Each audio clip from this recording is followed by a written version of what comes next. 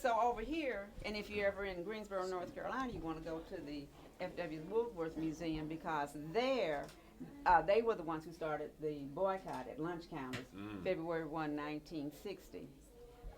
And here's 1960. right, right, because blacks couldn't sit at the lunch counter. They couldn't. They go to the carry-out section. So they were the ones who started the sit-in all over. And then of course we have the thing we want to point out about Miss Parks.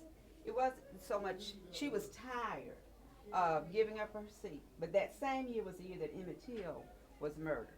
And then also Mrs. Parks was hired by she worked as a secretary for the NAACP, but she was also going around investigating women who were raped, like Reese Taylor on September 3rd, 1944. So there were many reasons why she was tired of the bus, and the bus drivers were very disrespectful to the women.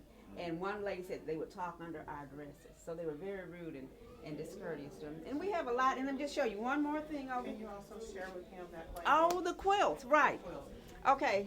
Well, gangbangers think that they invented code, but we've been talking about code from day one. And our ancestors weren't allowed to read or write. So here we have the quilts. There were messages in the quilt.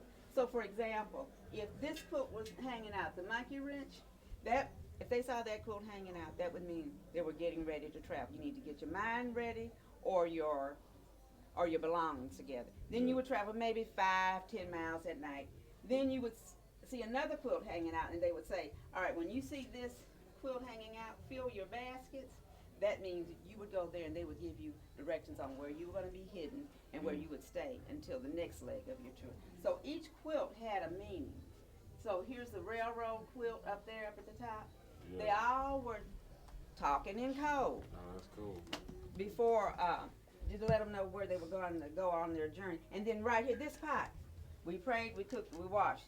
This is a wash pot. They washed it, they cooked in it, but then they would turn it upside down and pray so that the masters wouldn't hear them praying. So there are just a lot of things that we have in here to capture our history of our African American brothers and sisters. But one person I want to show you, this picture of this poll tax, and we're still dealing with voting issues right here. Poll tax were required. You see, this is an actual copy of a poll tax receipt from 1964. That was $1.75, and that's a lot of money. That's like $20 today. Yeah. You got to buy your children shoes, clothing, house them, and all. So everybody couldn't afford to buy a poll tax to vote. Wow. And then here's a picture from Life magazine of the March on Washington, and here's John Lewis. He's the only one from the Big Six still living.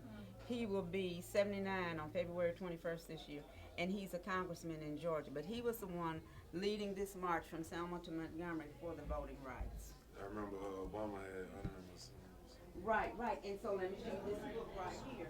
He wrote this book called The March so that young people can learn about civil rights. Right. He wrote it in graphic form, and he won the National Book Award for this. So in your spare time, I want you to go to YouTube and see his acceptance speech for receiving the National Book Award for this book, The March. It was on what?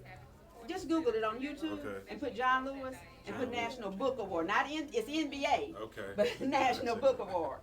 All right, I'm gonna have to check it out. Okay, good. That's nice, though. All right. I'm gonna definitely have to make that trip to DC. Though. Okay, so this is your little dress rehearsal Yeah, for it, okay? thank you. I remember that.